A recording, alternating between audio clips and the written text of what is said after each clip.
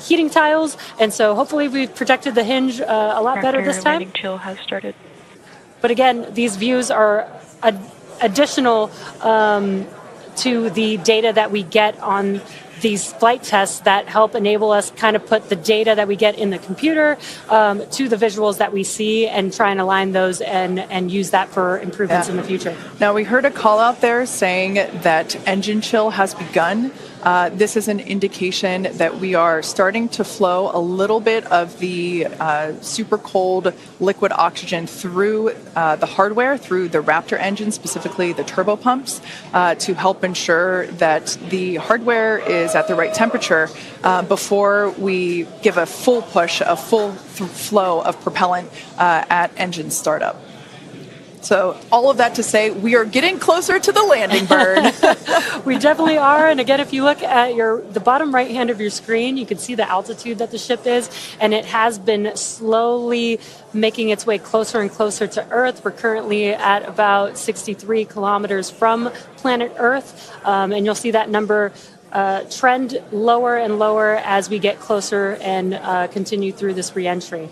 Yeah, this is going to go on for a little, actually a while longer. We have about 10 minutes or so, roughly, before we execute the landing, the ignition for the landing burn, starting with the landing flip. So we're making a controlled re-entry. This is one of the primary objectives for Starship today, is to demonstrate another controlled re-entry, even more controlled than what we saw on Flight 4. And so far, that is looking good.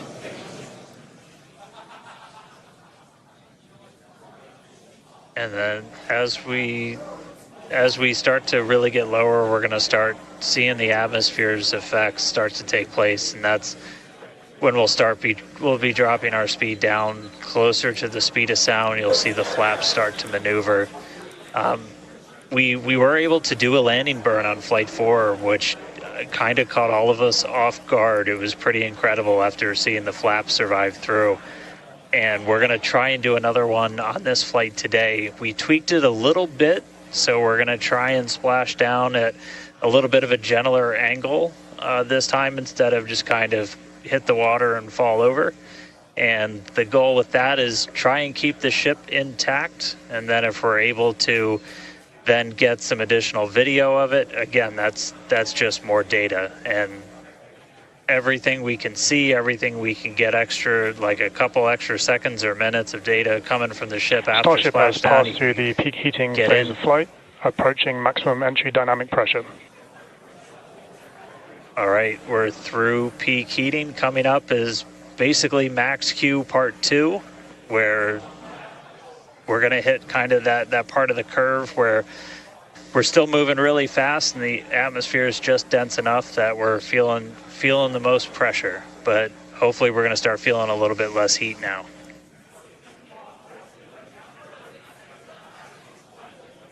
Looks like we got more views of each of the flaps on the ship as it's making its way back down to Earth. And we did pass through peak heating and still got really good views throughout that whole period. Typically during the highest heat on the vehicle, we tend to build up a lot of plasma, and that's typically when we would lose connection or views of the vehicle. But again, with Starlink, we were able to get some live views throughout that entire process there. And we're coming up, we'll start hearing a couple more milestones in about 4 minutes or so, when we start getting down to like the transonic, the subsonic, when we're starting to move closer to and beneath the speed of sound. And I mean, we're getting live views, we're getting live data. We've got a couple additional tests on this one today where we left off some missing tiles again to test some additional backup layers. We also have, I don't know if we can still quite see them in this view, but you may have noticed we had some kind of silvery looking tiles on Starship as well. And those were pretty much standard tiles, but they were wrapped in aluminum. And it was a pretty simplistic, straightforward one where aluminum starts to melt at roughly the same temperature where steel starts to lose its strength, not necessarily melt. And so if we see stuff melting, we know what our steel is going to be exposed to. But yeah, 59 minutes since launch, should be coming up on transonic and everything in just about 3 minutes. Now the views here, we have coverage of all 4 flaps. We can see, so for those that perhaps didn't catch a glimpse of the vehicle before liftoff, there are 2 flaps at the forward end and 2 flaps at the aft end. The larger camera view that is there on the right-hand side of your screen, that is a view of one of the aft end or the bottom end flaps. We can start to see some heat buildup and peeking through on one of the flaps there in the top left-hand corner of your screen.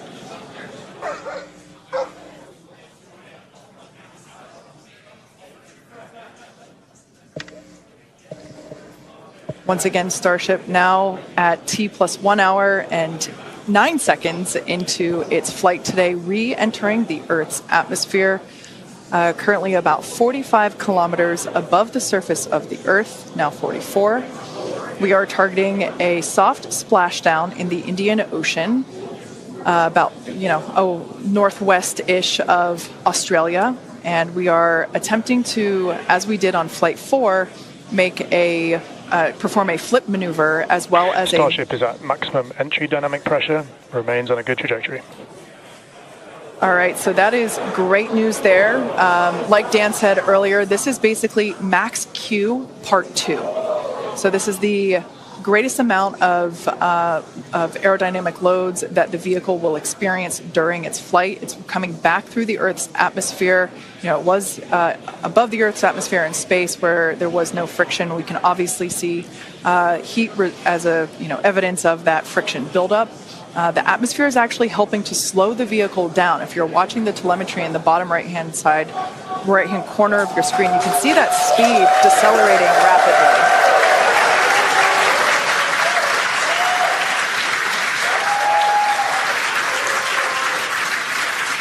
Now, the 4 flaps on the ship help steer the vehicle, and one of the main objectives for the ship today is to demonstrate controlled re-entry during this phase of flight, this re-entry phase. Yeah, and we have 6 engines on ship, but we only need 3 of them, the 3 sea-level engines. We will have that flip maneuver happen very close to touching down for splashdown. We'll do that flip maneuver, ignite those engines, slow the vehicle down immediately. Gentle. Yeah, and like we said earlier, we hope to have some more views, even of that phase of the flight. So fingers crossed that we can we can bring those to you. We are hoping to splash down softer than we did last time on Flight 4. Right now, Starship continuing to make its descent back to planet Earth. Starship Mark II remains on a good trajectory. All right, great news there. That tells us that the vehicle is traveling twice the speed of sound. So we will then, the next call out that we'll hear is that it is, traveling about the speed of sound. And then we will hear a call out that that will be the call out that it is transonic. And then we will hear another call out saying that it is subsonic, meaning going slower than the speed of sound. Starship is transonic. There it is. So at this point in time, we say transonic because certain parts of the vehicle, like the flap that you see on your screen, might be experiencing airflow faster than the speed of sound, while other parts of the ship may be experiencing airflow. Starship is in the subsonic belly flop. All right, so now the entire vehicle is traveling slower than the speed of sound, so subsonic. The crowd here at Mission Control Hawthorne also getting excited, just like us. We're awaiting a water landing. We are going to reignite the 3 engines to perform that flip maneuver, and we're basically about a minute and a half, away from the landing flip. Yeah, the crowd's getting excited here as we get closer and closer to splashdown. Again, just about a minute away from the expected splashdown, so we should see a lot happening coming up here shortly. We're currently having a view of one of the flaps, and it is a little bit dark on your screen, but hopefully we'll get some good views of the ship as it makes that flip maneuver and touchdown for splashdown. Yeah, yeah, guys, we saw that speed drop like a rock. So we're doing a belly flip right now, or a belly flop right now. That's what's kind of, if you saw the high altitude campaign, that's the unique thing about how Starship comes back. So we've bled off pretty much all of the speed we're going to. We're essentially at terminal velocity. Starship is at 5 kilometers altitude, remains on target. 5 to go, coming up soon, landing burn.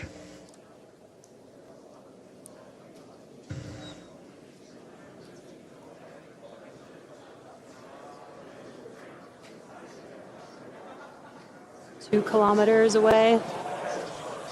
Starship is on target, approaching landing burn startup. So keep an eye on the bottom right-hand side of your screen as well. That will be the indicator when the Raptor engines ignite, if we are unable to see that illumination ourselves. Landing burn startup. What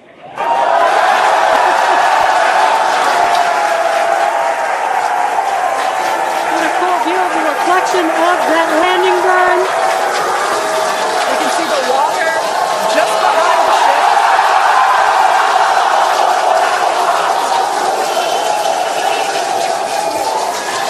Starship has landed. An incredible view. I think it is safe to say we have a ship in the water. Touchdown! That is a live view from the ocean surface. What an incredible end to Starship's journey.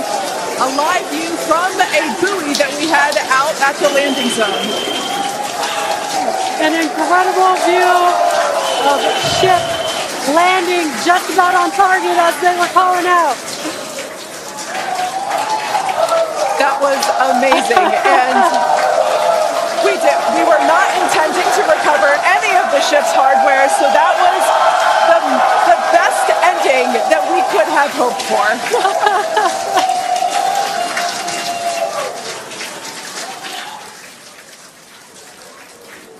Man, I don't think we're going to be able to get a ton of extra video of the heat shield, but we hit the target. We hit the target. Yeah. I mean, we hit the target because we had these buoys placed in a pretty specific spot, so wow. What a day. I feel like that's what I get to say. What a day. I mean, everything started off today with that launch. We were able to lift off towards the end of our window, 7:25 a.m. Central Time.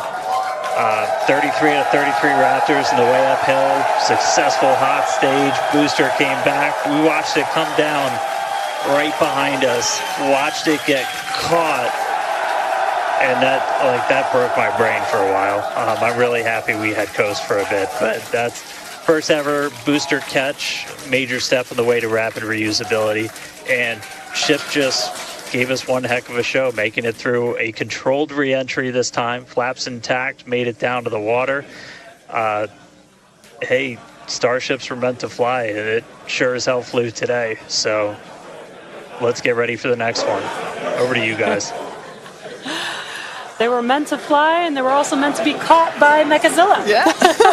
It's been such an incredible day today. Congratulations to our teammates and to everyone who supported the Starship program. And thank you to all of our future customers for your support. And we'll also like to thank the people of Cameron County, Texas, as well as the Coast Guard, the Federal Aviation Administration, the Government of Mexico, and the Australian Space Agency.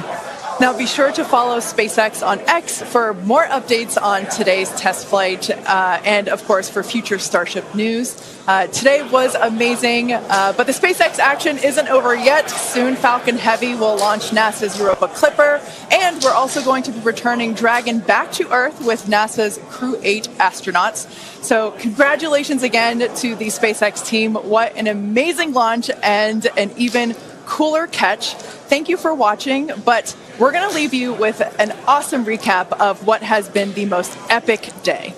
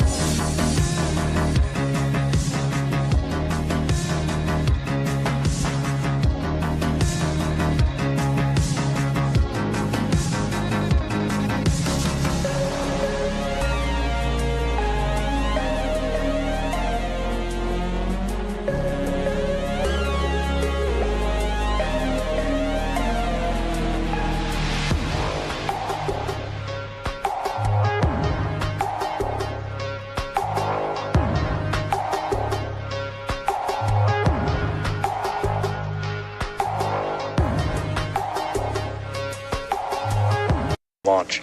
Our window is from 7 to 7:30 Central, so we don't have a huge amount of time today, but we do have some margin if we need to work with it to still get off the ground today. For now, though, we're coming up on finishing prop load on both vehicles. Header tanks are pretty much topped out on the ship. Those are going to be used for its landing burn. And again, we're going to be closing out all of the prop load at about T-minus 3 minutes, 20 seconds for the ship, and then just 30 seconds later for booster. One kind of cool thing to talk about, so the folks in launch control behind me, after liftoff, they're going to have some pretty special tasks today if we're going to go through with the catch. They're going to be doing some really detailed inspections just visually of all of the different tower systems, a lot of those things that we upgraded, just to make sure that we are in the right posture to actually proceed with the catch. So they'll be working kind of fast and furious behind the scenes to inform the flight director's manual command to send the booster back. So if we hear that command being sent, that's going to be just the roof's going to come off. That's going to be a really exciting moment. So otherwise, if we don't go today, as you guys talked about, there is a chance, and if we don't send the booster back, we'll do a landing burn and a splashdown in the Gulf, and then that's just another landing burn to gather more data, learn more lessons from, and then we'll come back and try the catch again on the next one. But as of right now, we're coming up on 5 minutes. There is a chance that we'll hold or extend into the end of our window, so don't be surprised if that ends up happening. But if those boats do get out of the way, we are just about 5 minutes away from launch. So I'll check back in just a moment, but back over to you, Kate and Jesse. Thanks, Dan. Our rapid iterative development approach has been the basis for all of SpaceX's major innovative advancements, including Falcon, Dragon, and Starlink. Today, we're testing hardware and systems, and we need to know how they perform under the most extreme conditions. We'd much rather find the bugs now during testing than later on when there's more on the line. And to reiterate, while we do determine an acceptable level of technical risk on our vehicle and pad in order to learn as fast as possible, we accept no compromises when it comes to the safety of the public or our team. So that is to say, this is only the fifth of many future flight tests of Starship before it becomes fully operational. You might remember the Starlink panels that are incorporated into Starship, and you can see them there on your screen, those rectangular panels on Starship's nose cone. Starlink brings us the epic views in space and on re-entry, and also helps deliver us the critical flight data engineers need to continue development. In addition to enabling our rapid iteration on Starship, Starlink is also enabling life-saving communication here on Earth. SpaceX is sending tens of thousands of Starlink kits in response to Hurricanes Helene and Milton, and providing free service through the end of the year to support recovery efforts. The Starlink team also worked with T-Mobile to activate our direct-to-cell satellites to provide basic texting on T-Mobile and emergency alerts for all phones and carriers of those in affected areas. If a phone connects to a Starlink satellite, it will have 1 to 2 bars of signal and show T-Mobile SpaceX in the network name.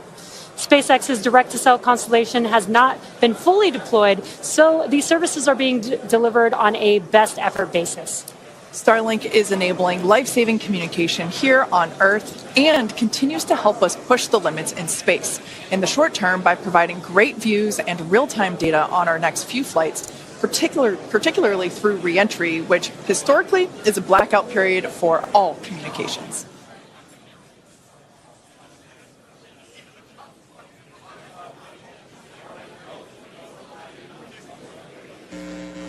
All right, so we're coming up on 2 minutes, 30 seconds away from launch. We were hearing like there's a pretty good chance we were going to hold at T-minus 40 seconds, but surprise, now it sounds like we might not be. So we are just a little over 2 minutes away, so a couple more things going to be happening. We did just close out our propellant load on the ship and the booster, so 10 million pounds of propellant on that vehicle on the pad here at Starbase, getting ready to go. We're going to start clearing out all of the lines that are basically pushing all of that propellant to the vehicles. Those get cleaned out or cleared out on the ground before we lift off. We're doing some final checks on the vehicle, the thrust vector control that we're going to use to steer it, as well as the guidance system doing its final alignment, just a lot of our final checkouts. But we are starting to hear that it looks like the range is going to be clear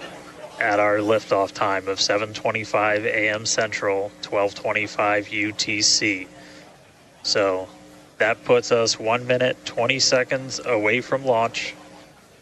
Still not tracking any technical issues. That range clear is the only thing that's been potentially poking at our launch. So I'm going to start to quiet down. We'll hear our flight director for today, Tristan Pierce, give some of the final call-outs. As of right now, we are 1 minute away from liftoff.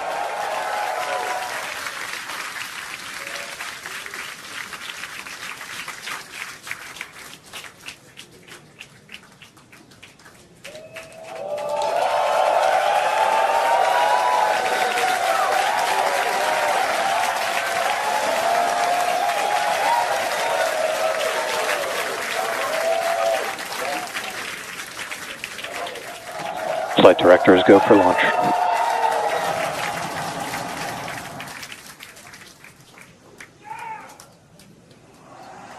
Best words you could possibly hear, 20 seconds away from liftoff.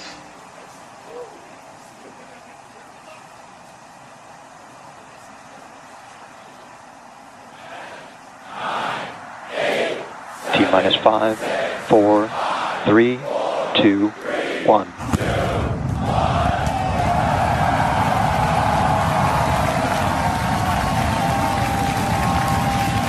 We have liftoff. Vehicles pitching downrange.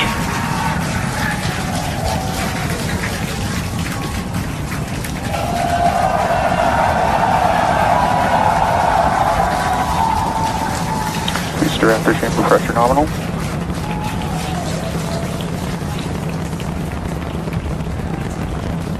"30 seconds into the flight, the rumble's just starting to reach us here at launch control.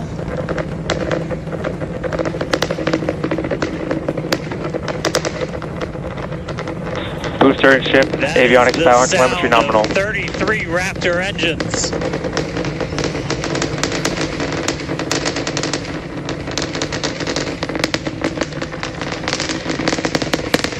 Max Q. Now pass through the maximum aerodynamic pressure, the most stress the vehicle's going to see on the way uphill.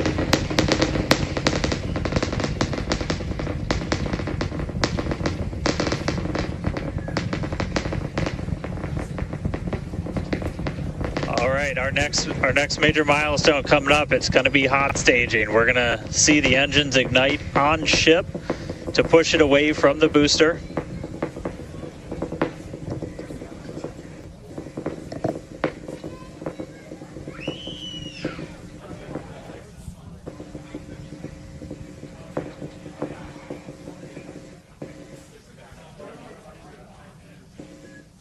All right, so hot staging is going to be the next thing coming up. First, we're going to see the booster's engines start to shut down, all but 3. We're going to do what's called most engines cut off instead of main engine cut off, because 3 are going to keep going, and then we're going to see the engines on ship ignite.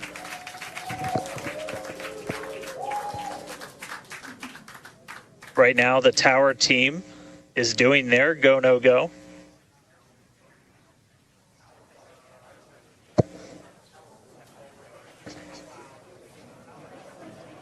And we might hear some really good words soon, too. All right. Can still see it up behind me. That is one of the most gorgeous things I've ever seen in my entire life. Coming up on hot staging next. Ship engine There's startup. most engines cut off. Stage separation. Booster Stage separation. Hot stage separation confirmed. Ship under its own power. I'm seeing 6 out of 6 Raptors lit. Hopefully I got a booster on the way back to me. I'm going to send it to you guys in Hawthorne. Oh man, that was absolutely incredible. I loved how the crowd Chamber pressure is nominal. The crowd here in Hawthorne all went ooh at that first view of the blue flames from the booster. As you can see there, first stage currently performing, is now making its way back to the launch site. Again, we are Ship avionics power and telemetry nominal. the booster and the tower are both performing automated checks to make sure we are go for the booster to return to the launch pad for that catch. And once those are complete, the flight director... Booster back burn shutdown. Flight director is go for booster return. And we did hear that the tower is go for catch. So that was one of the big criteria we were looking for. This view We'll here, wait to hear that the go for catch has been sent. beautiful view here from the ship.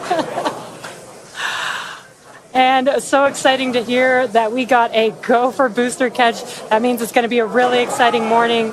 Again, the booster is making its way back towards now land in order to make that catch attempt in the tower.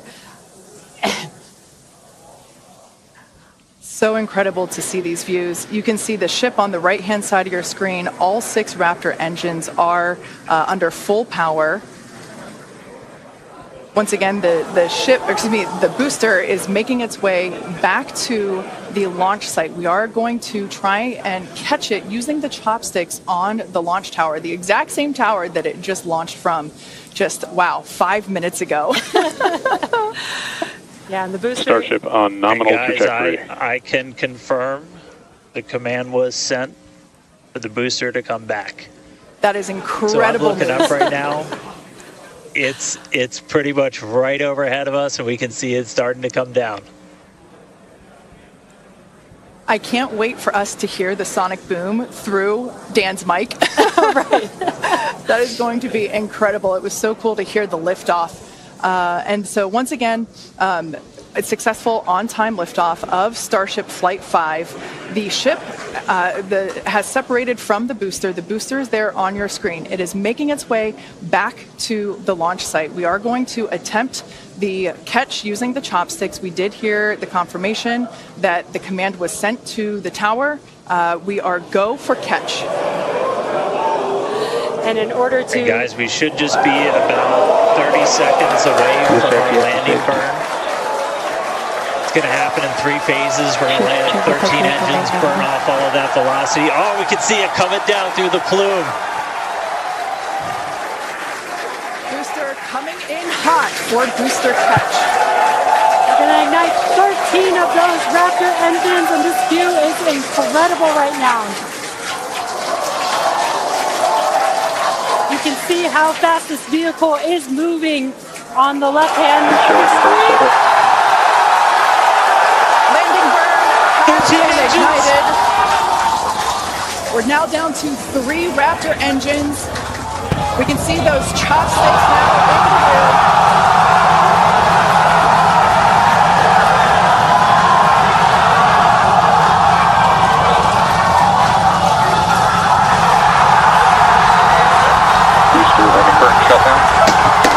Megavilla has caught the booster.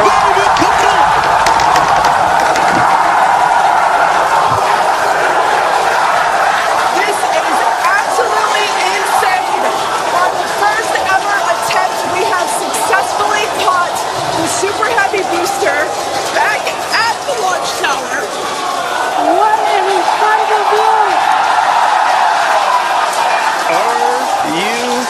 kidding me?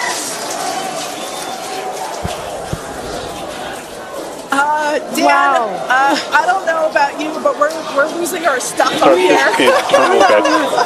Guys, I'm sorry. Like, even in this day and age, what we just saw, that looked like magic.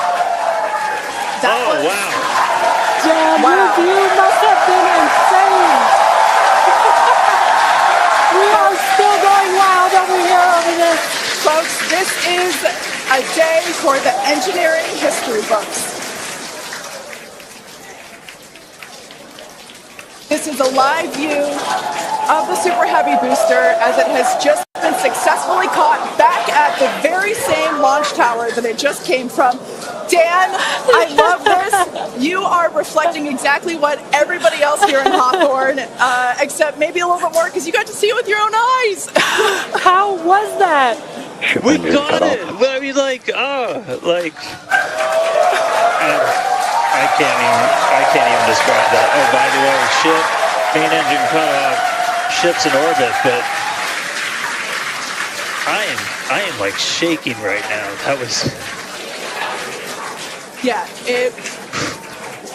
this is not, Yeah, let's it's, check in on ship. it's hard to believe that. Starship nominal orbit insertion. All right, exciting news there. It's hard to believe that, booster isn't the only excitement that we have today. Just confirmation there. A gorgeous view of planet Earth behind the ship. Yes, saved. And it is now in the orbit that we expected it to. This is just an incredible day. Live views there as the booster vents some pressures there. That is a live view from the top of the tower looking at the chopsticks. I am still in disbelief. I'm trying to catch my tears just like the chopsticks caught the booster. It has been nonstop since liftoff. And we are all so excited about everything that's been happening so far this morning. With the booster having completed its job for today, we are going to take a return back at T plus 40 minutes while the ship continues to coast before re-entry. Oh man, and as with previous flights, Starlink may actually enable us to talk with the ship through re-entry with no communication blackout.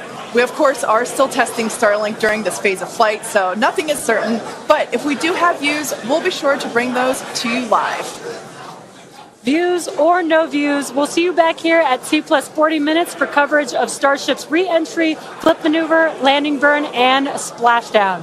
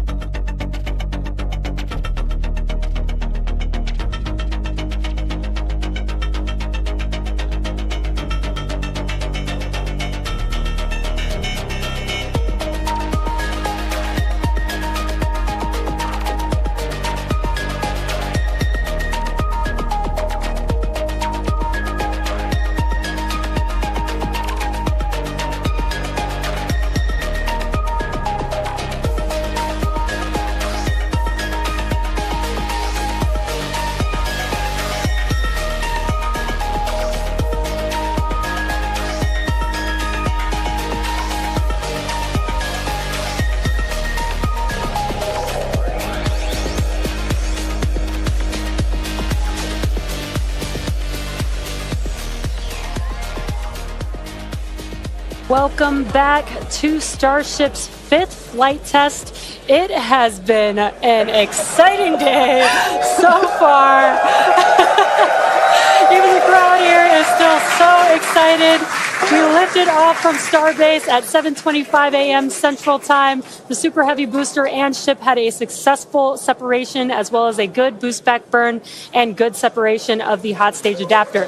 The Super Heavy booster then completed the landing burn with 13 Raptor engines igniting and slowing down the vehicle perfectly for Mechazilla to catch the Super Heavy booster for the first ever land recovery of the vehicle.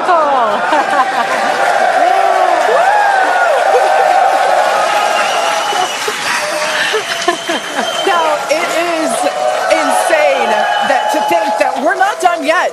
We still have, in about 48 minutes, the ship will re-enter. The flap, all the flaps that will today, not that could. The ship will re-enter the Earth's atmosphere. Now, as a reminder, one of the main goals of today's test flight is for the ship to make it through the extreme heat of re-entry and to do so in a controlled manner. We learned a lot about this phase during Flight 4 and, as a result, completely reworked the heat shield, but more on all that in just a minute. Now, re-entry is typically a portion of flight where we don't have communications with the spacecraft because re-entering, it'll be re-entering at about 8 kilometers per second, or about 5 miles per second of roughly orbital velocity. Now, those speeds, the spacecraft moving through the atmosphere results in friction and creates a plasma field around the vehicle. We saw this in action on Flight 4 thanks to Starlink, and wow, it was breathtaking. The blanket of plasma ends up distorting communication frequency, so it's not uncommon to experience brief blackouts in communication, but hopefully that's not the case today. And Kate, that's where Starlink has just kind of been just the unsung hero and the MVP of this test campaign. I mean, it's able to give us data, not just awesome video, but also data in real time as we're going through reentry. I mean, this is something that throughout the history of spaceflight just hasn't been possible. And this is an environment that is so unforgiving, so hard to model, so hard to understand. And for the first time ever, we're able to literally watch as it unfolds in real time, get that data in real time. And we're able to do that with Starlink. And it's great for us because we get to see something. We get to see the greatest light show on the planet or off the planet. But what it means for this program, we're able to learn tremendous amounts about our heat shield, our angle of attack, everything that we're doing as we're coming in through the atmosphere at hypersonic speeds. And it's, you can't just thank it enough. And also, special shout out, you're going to see some additional flap camera views. We've got a really amazing team of avionics, cameras, electronics, software people who made all that possible. And so hopefully they're going to give us an even better show on the way in today as we're coming in at about 5 times the speed of sound. Yeah, those flaps, Dan, that you see there, that's what's helping. Starship is in a good attitude for entry, approaching the entry interface. Some good call-outs there, preparing for re-entry for Starship. And again, that's what Dan was mentioning, those flaps on the vehicle. And if you've been watching us for the last few minutes, you could see that the flaps were rotating around and helping orient the vehicle as it prepares for the beginning of re-entry today. Yeah, exactly. Re-entry will be enabled by that heat shield that you see on the bottom half. That heat shield is made up of 18,000 hexagonal ceramic tiles, and they are designed to insulate the vehicle during atmospheric entry. At that point in time, temperatures can be as high as 26,000 degrees Fahrenheit or about 1,400 degrees Celsius. The design itself also permits for rapid reuse with no refurbishment between the flights. And fun fact that I think is just incredible in terms of scale, but the heat shield alone on the ship has a total mass of 10.5 tons, which is crazy because these things are really lightweight. They're made out of ceramic. We have a couple of them here. The one that I'm holding is used on flat surfaces, as let's see if we go that way, because as it's flat. The one that Jesse has is kind of more what you see there on the side. Yeah, exactly. And having these different shapes, the flat version and the curved version, allow us to cover a lot more of the surface area of the vehicle. Again, we need to protect every portion of it. So even those curved surfaces, and especially the hinge area, if you watch Flight 4, is really what we want to make sure that we protect. And yeah, Kate, these are very, super very lightweight. But when you put 18,000 of them together, they add up to 10.5 tons, which is incredible. Now, we did mention earlier that the heat shield has been completely reworked. Starship has entered the atmosphere, remains on a nominal entry trajectory. We can start to see that plasma now starting to build up on the side. It's not quite full plasma yet, but we are starting to see that color indicate that the heat is building up on the heat shield. Yeah, this is such a cool sight to see because you really never really have gotten to see this live before Flight 4. Yeah. And as Kate mentioned, it's getting a little more red, as you can see there on your screen. That means that heat is building up. But that's exactly what these heat shield tiles are there for, is to protect against this plasma and this really, really extreme heat that the vehicle is going to see for about the next 10 more minutes or so. Yeah, so the ship will attempt to light the 3 center Raptor engines, and those are the engines that can gimbal or maneuver or point, and they do that to help flip the ship until the engines point down so that it can land using the Raptor's thrust in the ocean. So that will happen after we get through this re-entry period. Again, now starting to see, and we also might start to see the flaps actuate a little bit here as the vehicle controls its roll during re-entry. That was one of the main learning points from Flight 3, was the roll control didn't work quite as well as we wanted it to. We learned that we needed some redundancies, so we added more roll control thrusters, and we'll see those in action as well today, as that was a Flight 3 learning that worked better on Flight 4 and still enabling that same design today. Yeah. Starship has passed through 85 kilometers altitude. Flaps now have control of the vehicle. Great call out. As Kate mentioned, the flaps are controlling the attitude of the vehicle. And I love these views because it looks so calm. Everything is relative, right? So relative to this camera on the ship, it looks so calm and smooth, but the vehicle is traveling extremely fast. You can see the speed on the bottom right-hand corner of your screen. Starship is designed to land on Mars where there are no runways or other humans to help out. So we also want rapid reusability. So we're doing propulsive landing instead of a more traditional means like parachutes. And so we will use the engines on this vehicle to help slow the vehicle down for a vertical landing. Yeah. Now, entry is going to basically happen in 5 phases. The first is low drag. That lasts for about 3 minutes. Next is high heating, and that beginning when heating increases above the heat rate breakup limit. That lasts for about 10 minutes. We then have high dynamic pressure. Starship will continue to slow down and experience increased aerodynamic loads during that phase, and that will happen before reaching Mach 1, about a minute after. Starship is approaching the peak heating phase of entry, remains on a nominal trajectory.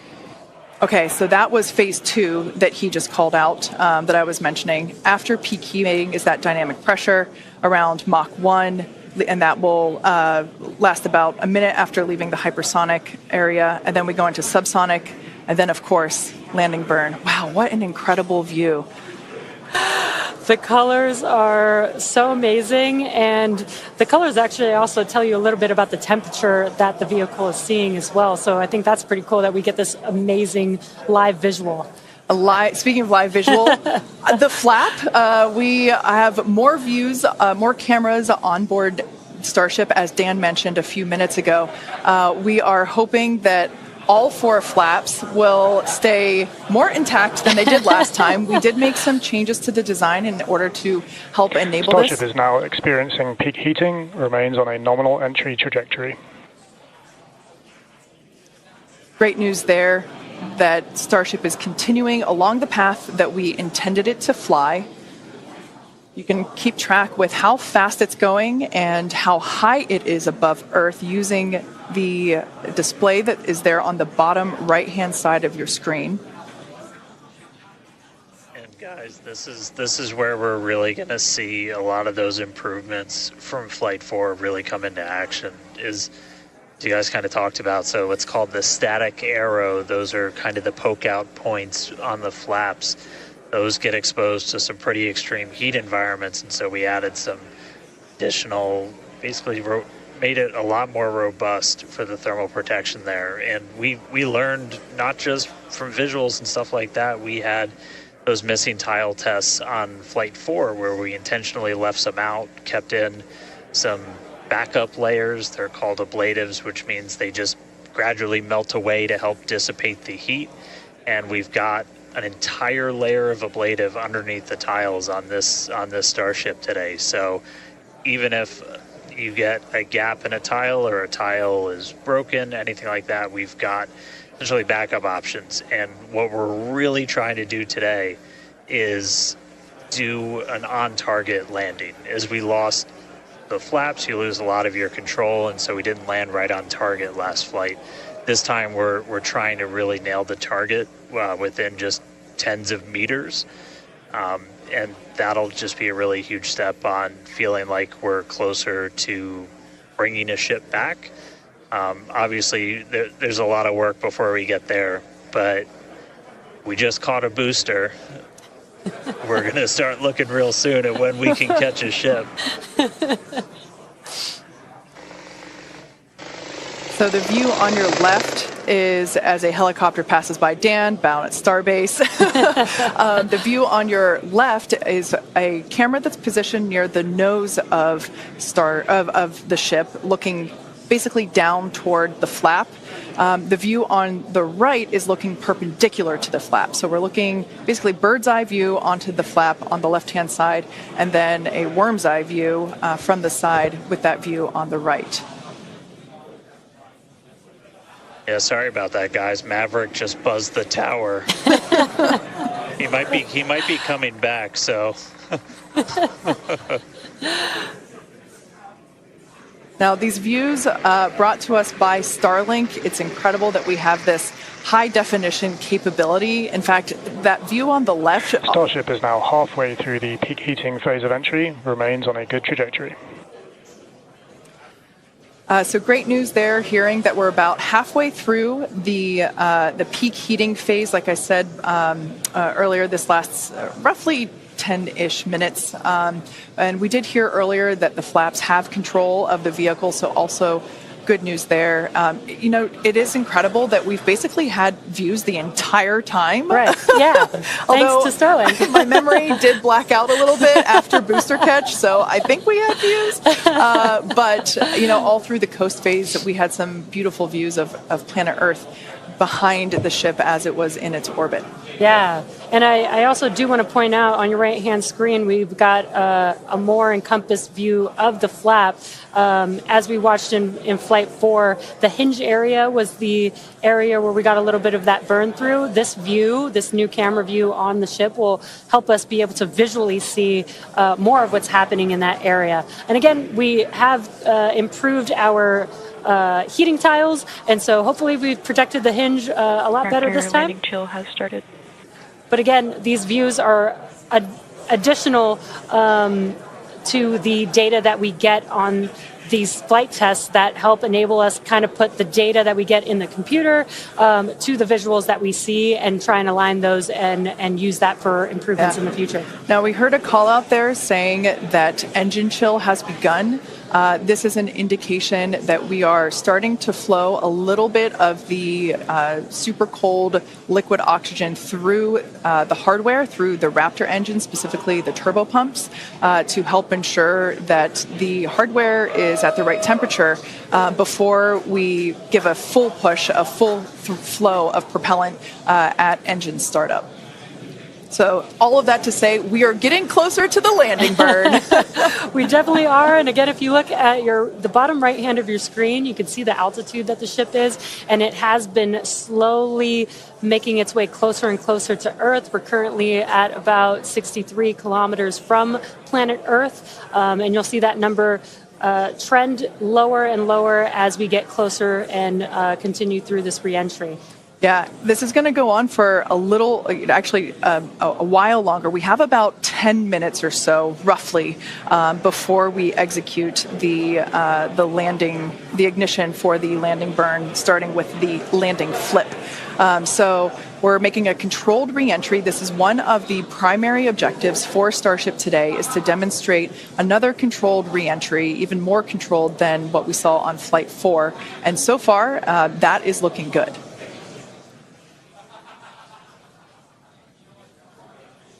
And then as we start to really get lower, we're going to start seeing the atmosphere's effects start to take place, and that's when we'll be dropping our speed down closer to the speed of sound. You'll see the flaps start to maneuver. We were able to do a landing burn on Flight 4, which kind of caught all of us off guard. It was pretty incredible after seeing the flaps survive through. And we're going to try and do another one on this flight today. We tweaked it a little bit, so we're going to try and splash down at a little bit of a gentler angle this time, instead of just kind of hit the water and fall over. And the goal with that is try and keep the ship intact, and then if we're able to then get some additional video of it, again, that's just more data. And everything we can see, everything we can get extra, like a couple extra seconds or minutes of data coming from the ship after Starship has splashdown. passed through the peak heating phase of flight, approaching maximum entry dynamic pressure. All right, we're through peak heating. Coming up is basically max Q part 2, where we're going to hit kind of that part of the curve where we're still moving really fast and the atmosphere is just dense enough that we're feeling the most pressure, but hopefully we're going to start feeling a little bit less heat now.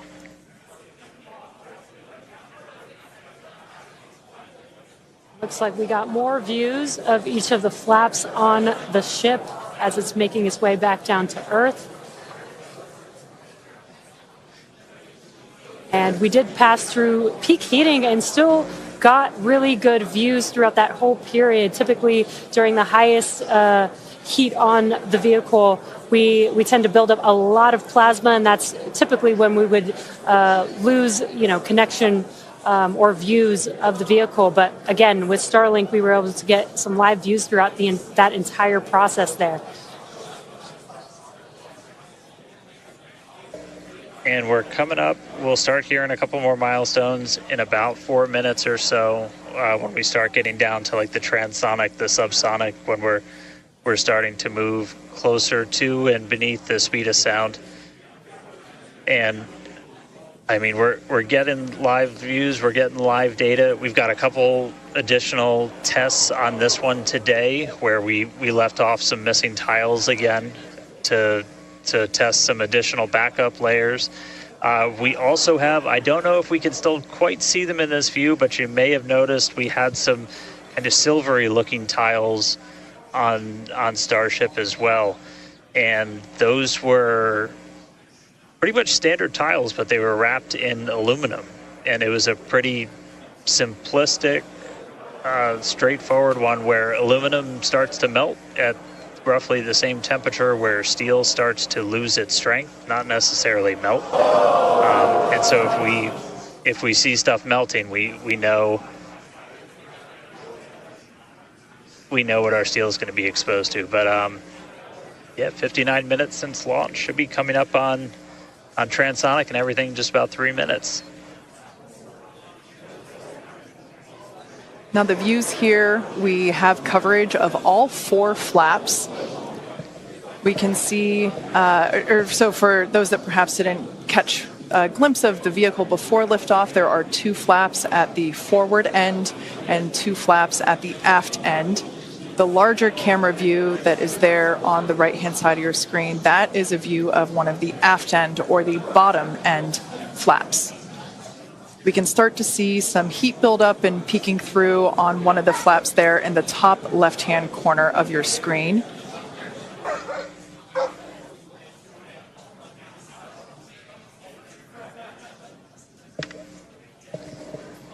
Once again, Starship now at T+1 hour and 9 seconds into its flight today, re-entering the Earth's atmosphere. Currently about 45 kilometers above the surface of the Earth, now 44. We are targeting a soft splashdown in the Indian Ocean, about, northwest-ish of Australia. And we are attempting to, as we did on Flight 4, perform a flip maneuver as well as Starship is at maximum entry dynamic pressure, remains on a good trajectory. All right, so that is great news there. Like Dan said earlier, this is basically Max Q Part 2. So this is the greatest amount of aerodynamic loads that the vehicle will experience during its flight. It's coming back through the Earth's